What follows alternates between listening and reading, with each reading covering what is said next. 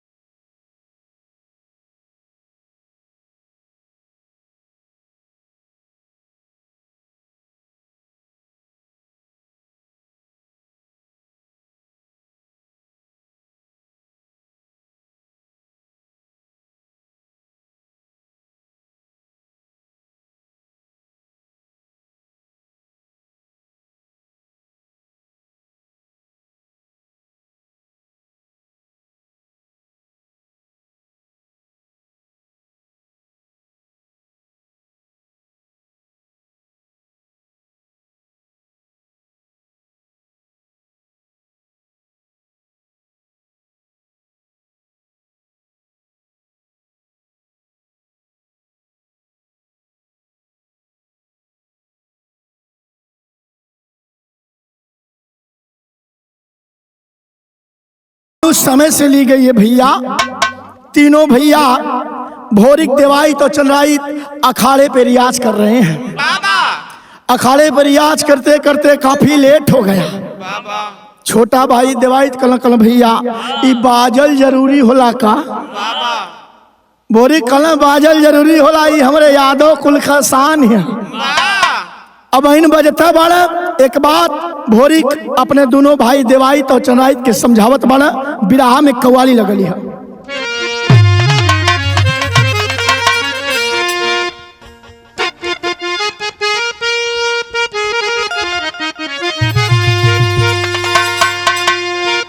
इधर आ पहलू मैं तुम्हें को बिठा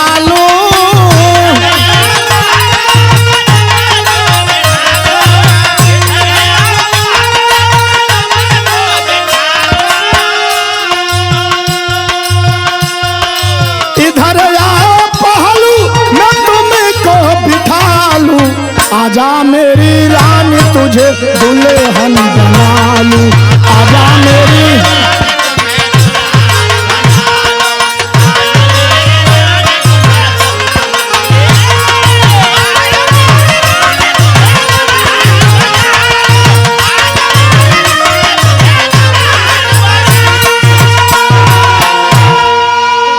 बिरहा में कवि जी लिखते हैं भोरिक दोनों भैयन के समझावत आड़ा का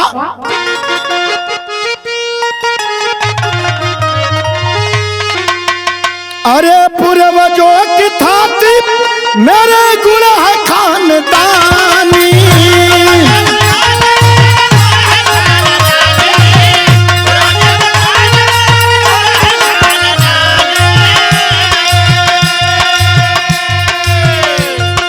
पूर्वजों की थाती खानदानी, माल गदा जोड़ी और बने थी पहलवानी, माल गदा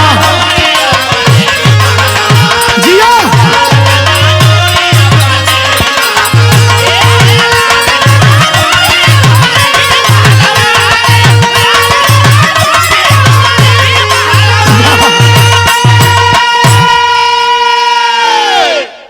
भोरिक दोनों भैयन के समझावत है कि हमरे खानदान का हमान का शान है। ऐसे नखुआत हुआ धीरे धीरे ये भैया रियाज पानी के खनियाल बाड़ा दोनों जने।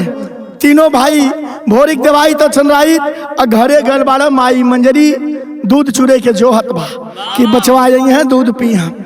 घरे पहुँचल बाड़ा दूध पीले बाड़ा। माई देवाई से कलश बचवा उदास काहे हुआ।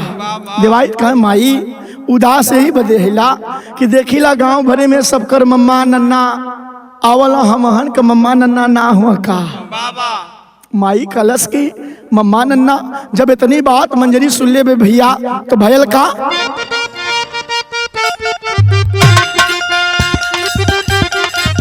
नाम नहीं हर का सुने आंसू की धारा फूट गई, मंजरी के मानो सर पर पहाड़ टूट गई। कह माई जब ने नाना का ऐसा नाती बा, कह माई जब ने नाना का ऐसा नाती बा, ओहे अगोरी का बुझाइल दिया बाती बा। बाप तो हार जब नेउरापुर बजरिया गई, उधार चनवा का वो दिन दोपहरिया कैल। बासोहवल में जहाँ दादा का ससुररिया हो, बासोहवल में जहाँ दादा का ससुररिया हो, बासोहवल में जहाँ दादा का ससुररिया हो, धोइल मांग राण भैला को गुजरिया हो।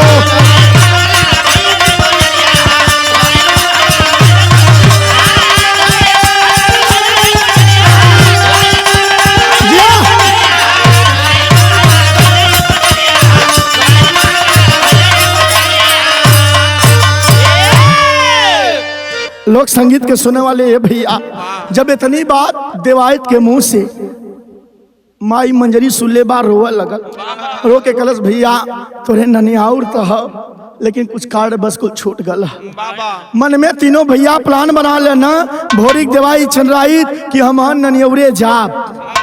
अब प्लान बनाए के चलल बाड़ा भैया मंगरू घोड़ संगे संगे। विराह में गीत बदल गई।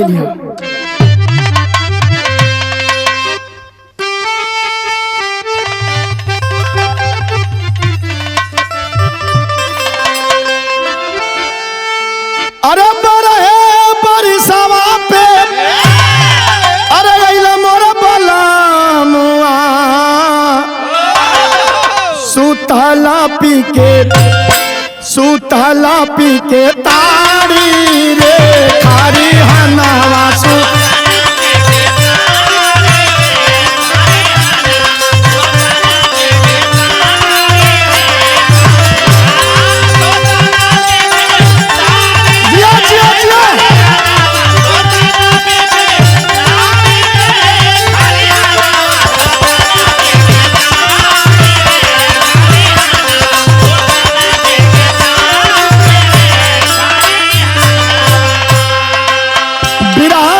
लिखला तीनों भैया अमहरू घोर चल वाला ननियौरे ता भोर के बोल करिया के उड़ल मंगला घोड़ा हवा से लेला बाजी रे नौजवाना हवा से लेला।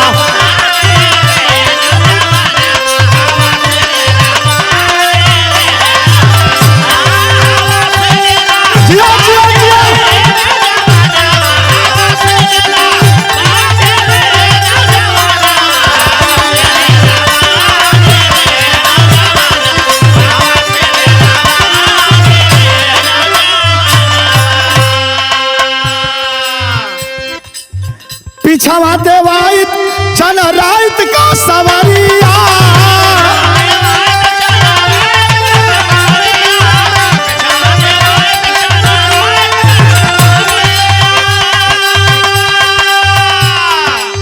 सोहवल में पहुंच गई वीर बाला करिया।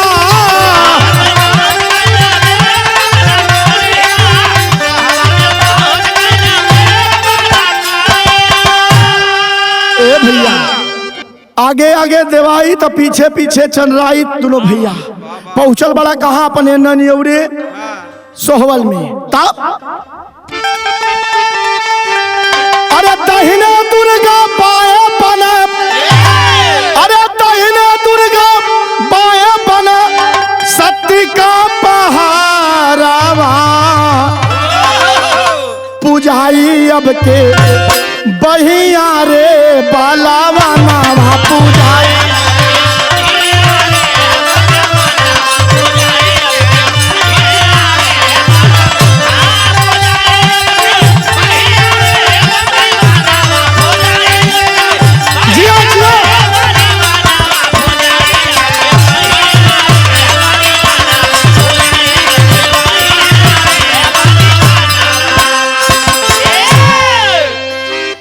भैया पहुँचल बाड़ा सोहल में। जब वहाँ पहुँचला आ झंगुरी मम्मा जब देखले बाड़ा कि तीनों बहने कहाँ से आ गए, मम्मा खुश से एकदम भावुक होके रोवा लगल, कह लगल भैया कहाँ से आ गया, भुला गला लोगन।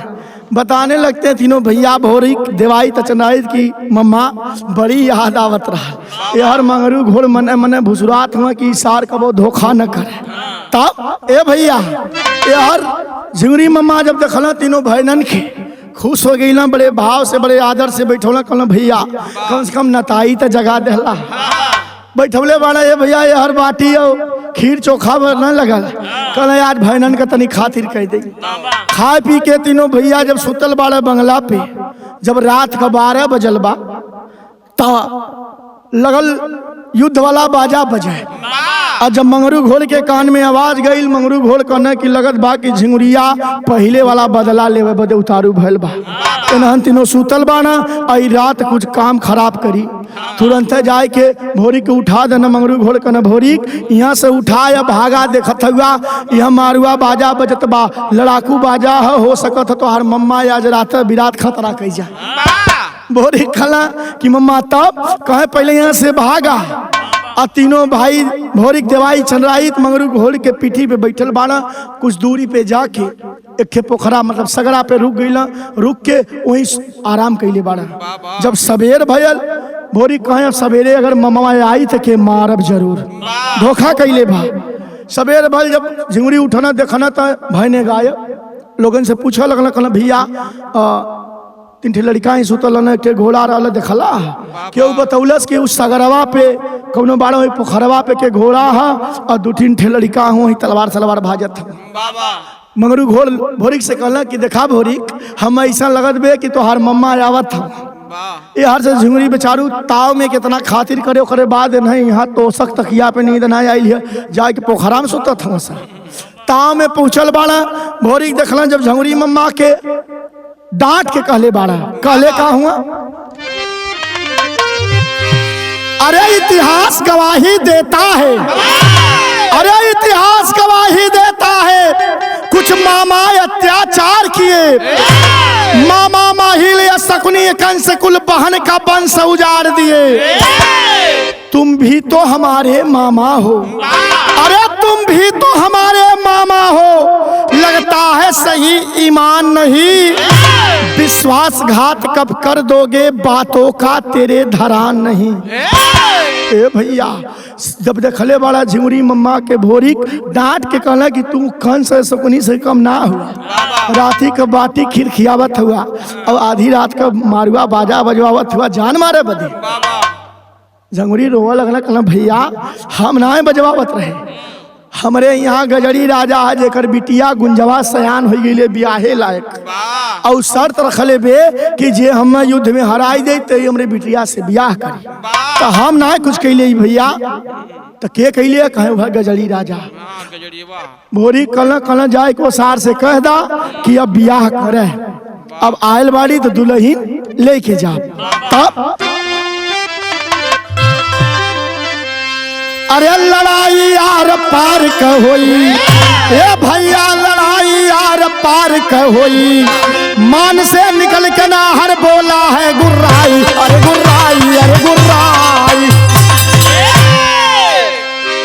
कवित लिखल गई है, अंग में उमंग भरा वीरता में जंग भरा, अंगद जस पैर जमा पट्ठा ललकारत है, करिखा का बात सुन चढ़ गया सीने जुनून, ठोक ताल नंगी तलवार को निकारत है, हमरे संग शेर बबर भाई दोनों जबर जबर टहर टहर झिंगुरी मम्मा को धिकारत है, देवाइत का शादी अब गुंजा से जरूर होई, यदुवंशी वीर सभा बीच में दहाड़त है।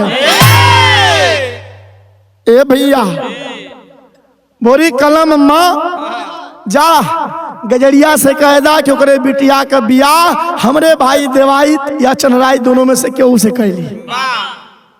झिंगुरी मम्मा कहे भाई सफर जावा ना, कहे हाँ हाँ सफर जब जा जाए के झिंगुरी खबर देले बाण भैया तिलक का तैयारी हो लगे। जब तिलक का तैयारी भइल बिरहा में गीत बदल गई है।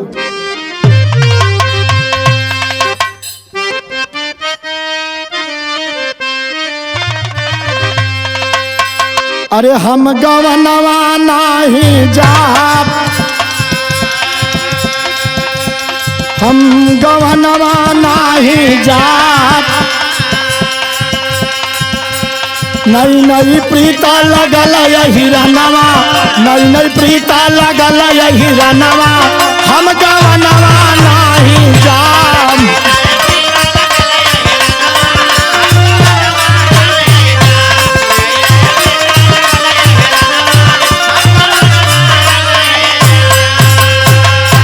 विरह में लिखल गल तब तलवरिया बाजना,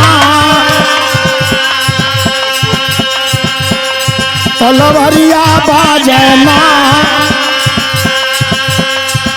बधल सर पर खूनी पगड़िया, बधल सर पर खूनी पगड़िया, तलवरिया बाजना।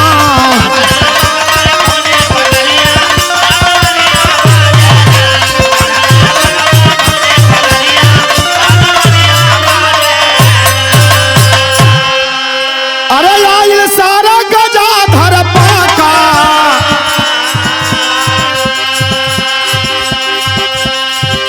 आइल सारा गजाधर पाका, जंगी लड़ाई लड़ैया ना, जंगी लड़ाई लड़ैया ना, भोरी कटला ओकर महुरिया, भोरी कटला ओकर महुरिया, तलवरिया बाजल ना।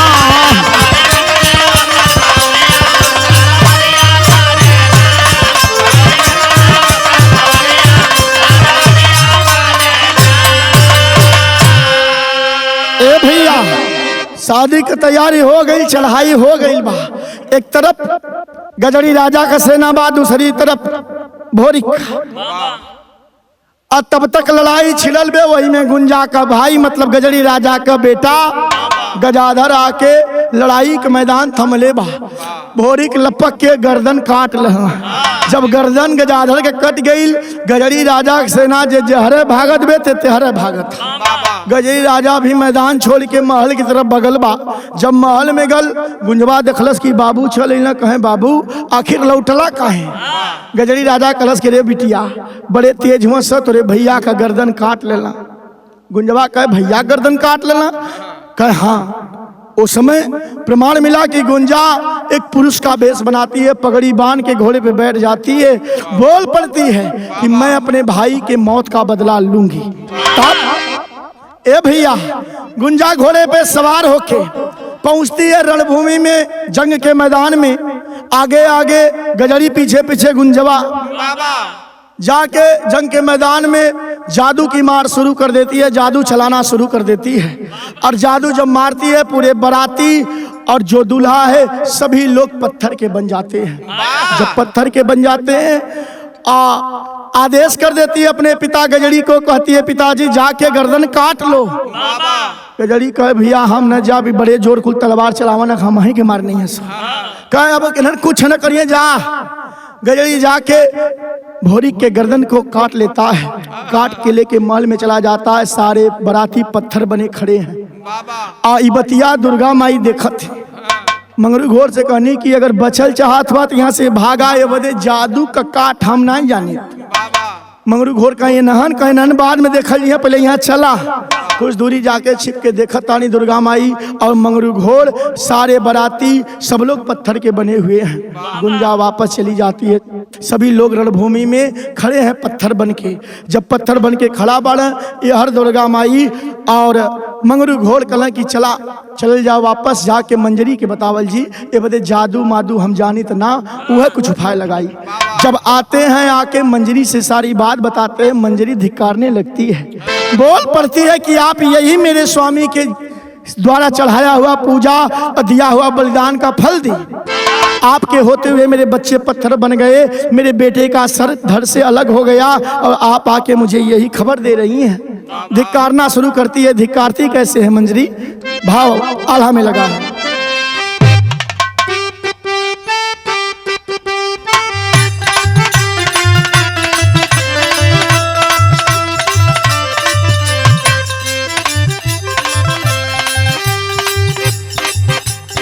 पूज्यमान तू कुल का हमरे पियलू सदा खून का धार, बड़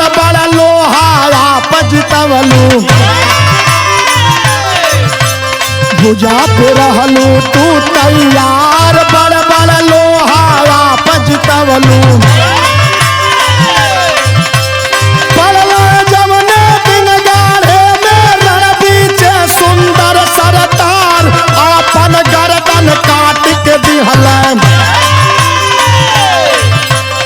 आपन गर्दन काट के दिहल खून पियलू तू बारंबार नमक हलाली आज तू कैलू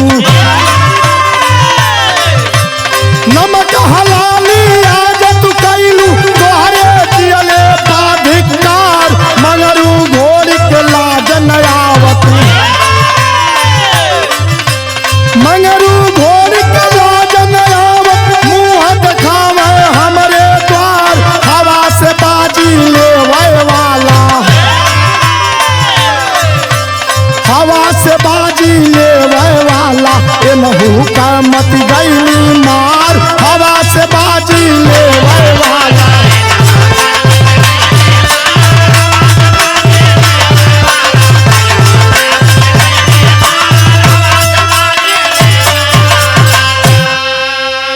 लोक संगीत के सुनने वाले भैया माई दुर्गा हम मंगरू घोर पहुंचल बारा जब मंजरी से सारी बात बताने लगे कि ऐसे ऐसे रणभूमि में हो गया मंजरी धिकाने लगती है कि मेरे सैया मतलब लोरिक आपको जांग चीर के खून की बलि देते थे माँ आपका अभिषेक करते थे आज उसी पूजा का फल दिया आपके रहते हुए मेरे बच्चे पत्थर बन गए अब मंगरू घोर के कहनी का हो यही वजह दिन रात तो सेवा कैले रही हमान कि तोरे रहता है आ तू कौने मुँहे आए के बतावत मंगरू घोर रोवा लगना कहना भौजी ऐसन बात कबो लोरिक भैया भी ना बोले रहना जैसे ना तू बोल दे तो ला हम जात हिला तब लौटब जब तीनों बचवा जिंदा हो जाई हैं तब मुँह दिखाई नहीं कतो हमहू जान देते मंगरू घोर उड़ान भरने चल गिला दुर्गा माई कहली देख के चिरकिचिर मत कर कौनो बढ़िया जादू जानत हो तो चल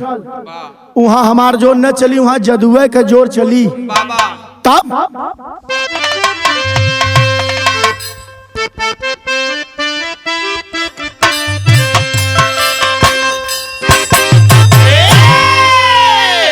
कहे राम राम राम राम राम राम ए सावत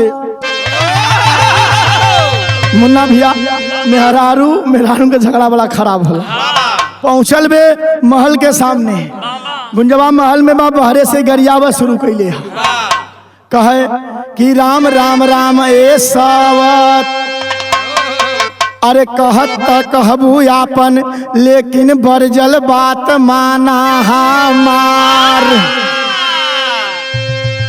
तोहरे जवनिया का झरी जाई पनिया ए सावत अरे बीनब तोहरे मंगिया का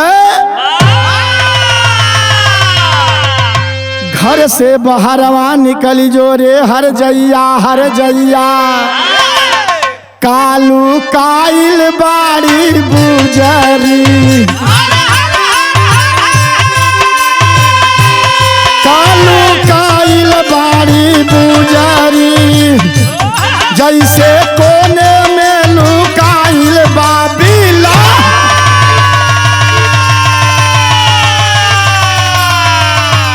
पहुंचल बा वही महल के सामने गरियावत है कहते निकल बाहर बुजरी नहीं अब मेहरान में गाड़ी सुन ला तसावत का बउरैलू ना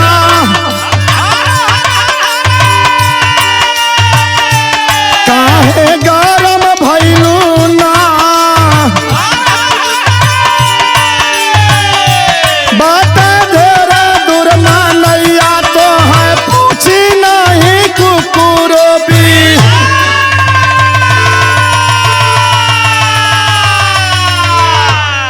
ए भैया महल के बाहरे से गरिया रहली कुल कह निकल बाहरी गुंजवा खिड़की पर ही देखा था यश के पतिया कहते जवन चाल है बुजरा तोहार न तो हम मनई का कुकुर न पूछिया तब अब यही गरियौती बा तब तक दुर्गा माई कहने तो जाए कली कली यही झगड़ा जिन कर पहले नान के सोच कर तब बड़ा जादू का तब मजारी चलाय दिहली हो, जब या डरावा पौली दूरू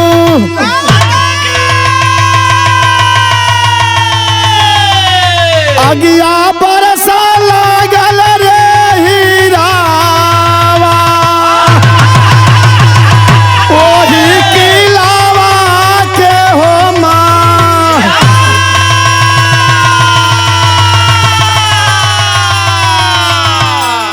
ए भैया यार केवल पतिया और मंजरी जब जादू का मार शुरू कैले हैं,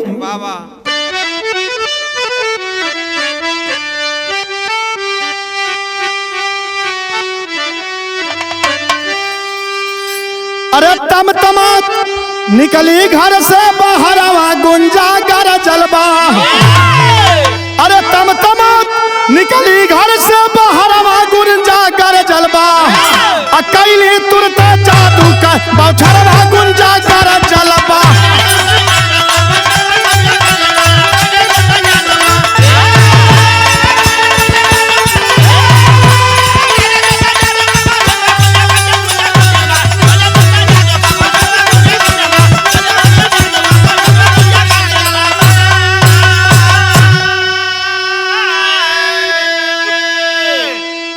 आंधी के संग पानी बरसे केवल पति जादू कटनी हो, काट के जादू करवार गुंजा देवाल में सटनी हो, मरली जादू जमुनी भाई दियरवा गुंजा कर जलवा, आनर भैली चलो न कौनो चरवा गुंजा कर जलवा। ए भैया जादू का मार होवे लगल, ओहर से गुंजवा जादू चलौलस, पानी आनी संगे आई गल। यहर से मंजरी जादू काट के जब यहर से जादू फरोर के मल्ले बा, गुंजवा दीवाल में सट गई, जाय के चनवा धैले झोटा कहे चला उन्हन के सोच करा, धैले झोटा लेके आइल बे रणभूमि में, जादू कटले बा, फिर से भोरी देवाई चंद्राई अपने असली भेष में आयल बड़ा आल्हा में लग गल।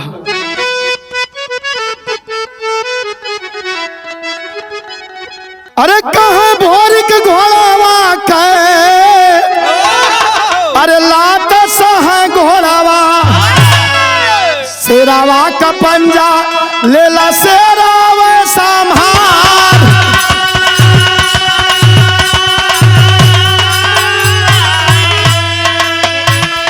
खाता खाता तेगावा बजे हो रनावान,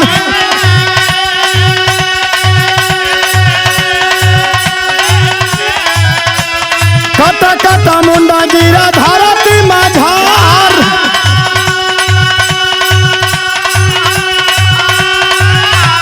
गजारी राजनवा का हार बही मतिया,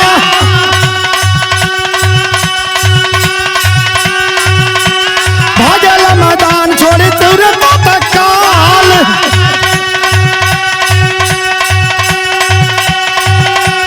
कैला पीछा भोरी कुर्ता दे के दहाड़ावा,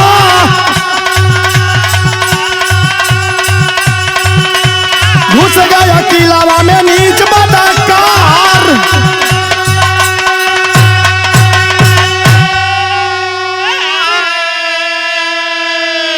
लोक संगीत को सुनने वाले भैया, युद्ध में फतह हासिल करके केस को पकड़े हुए मंजरी आगे बढ़ती है, और भोरिक देवाई तचनराई जब पत्थर से आदमी भैल बाड़ा, तलवार बजे लगल बा, गजरी राजा का सेना तहस नहस होवे लगल। जब देखले बे गजरी राजा छोड़ के मैदान महल की तरफ भागल बा, आगे आगे भागे शुरू कैले बा। जब भोरिक के नजर पड़ल बा कि गजरी हुआ भागत बा, घोड़ा से पीछा कैले बाड़ा, महल में जात जात दरवाजा बंद हो गल, दरवाजा बंद हो गल बा, लात घींच के मल्ले बाड़ा, दरवाजा टूट गल, जाके पकड़ के केस, और जब गजरी राजा का गर्दन भोरी कटार से मरले बाड़ा, धर अलग सर अलग हो गल। गुंजा रोने लगती है। मंजरी समझौलस कि देखा जवन संकल्प ले रहलू कि तब भी आकर जब हमारे भाई बाबू के कोई हरा दी, तब हार गए चुमार के दुल्हन बना चला हमारे घरे। भाव खड़ी में लग गल।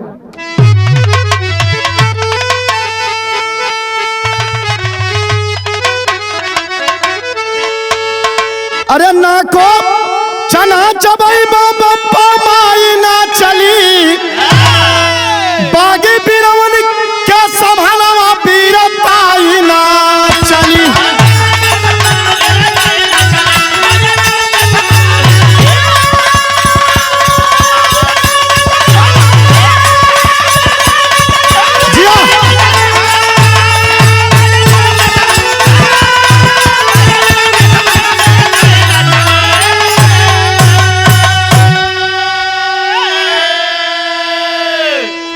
घेरली हल किलवा में तीनों बलिवनवा काटली हल गाजारी का भोर कर दानावा।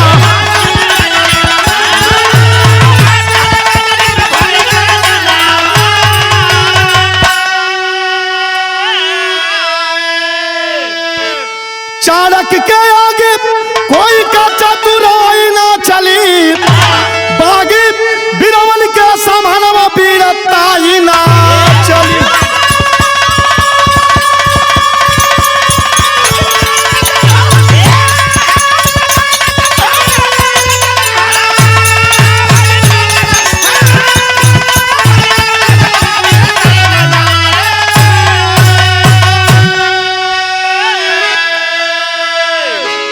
बागी बीरवन के समनवा बीरताई न चली।